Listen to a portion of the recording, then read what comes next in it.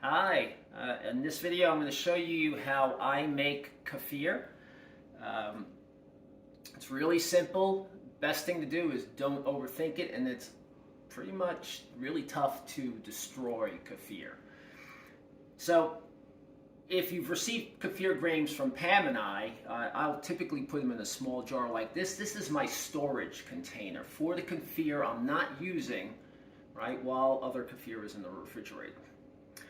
So I'm going to walk through the process of taking the kefir grains out of here and then putting them in a new jar, which this would be the size of the jar. This is a quart jar. This is what I make. I usually make 2 of them and go through a quart jar pretty much in a day or 2. 2 days, actually. As far as utensils, what you need something that you can hold the kefir in when you're straining it. So this strainer here, this is a plastic strainer, obviously.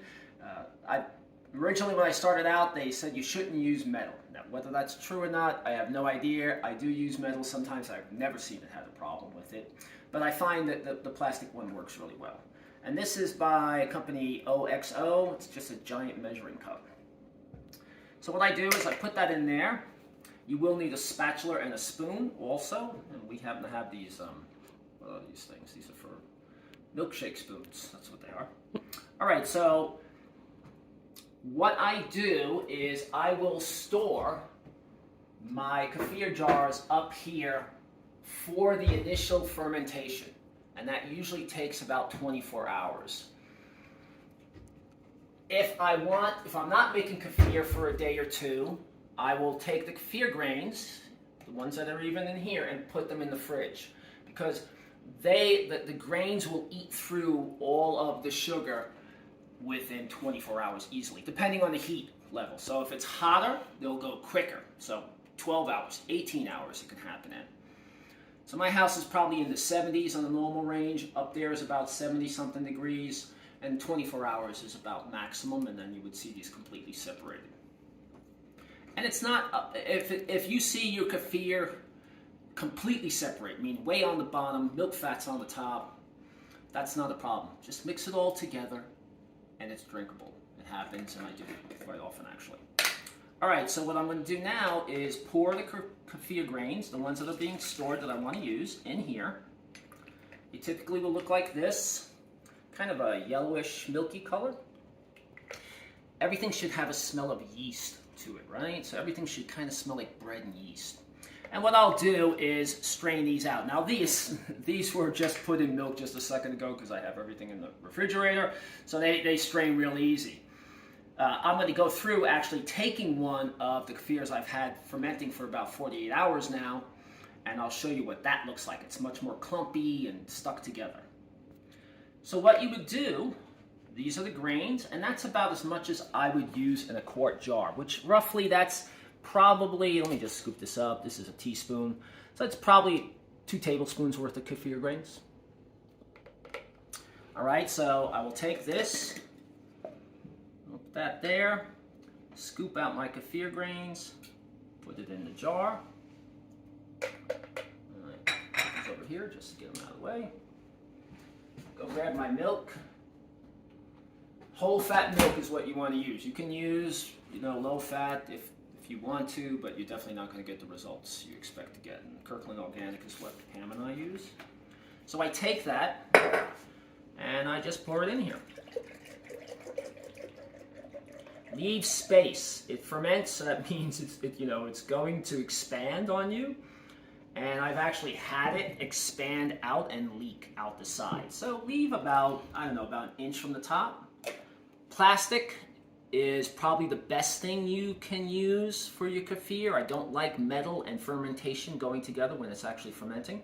So I buy these at Walmart. Take that. If they're kind of clumped together when you put the grains in there, you can give it a little shake. That's my thing. Everybody's got a different opinion about that. And then I take this and I put it up here for 24 hours. After 24 hours, I take it out of there and place it in the refrigerator for another 24 hours. Your kefir grains will basically go dormant if you leave them in the fridge for a long time. So what I do to kind of give them a boost, reactivate them again, that's when I will take this small one out and put it up there also to let it reactivate. So here's an example of one that's been sitting in for about 48 hours now. It hasn't separated. Yeah, once again, the thickness of this just depends on you. How long you'll ferment it for is really up to you. But this is my 48-hour routine, which I use all the time. So what I want to do now is remove the grains from here, put the kefir back in the jar, and put the grains in here for storage for the next time. These spoons are really great because you get a lot of buildup on the bottom of the jar. And I like to get everything out of here. Okay, take that, put back my strainer, and then I just pour it in here. And this is what it will look like. It's thick and creamy, and it is tasty too. So I just keep working it back and forth with the spatula. And you can see, you know, it still looks kind of clumpy like cottage cheese right now. I will, you know, try to remove as much of the kefir off the grains as possible. I'm not fanatic about it, so. Okay, that's probably good enough. You could go a little bit further if you want to, but it's not necessary.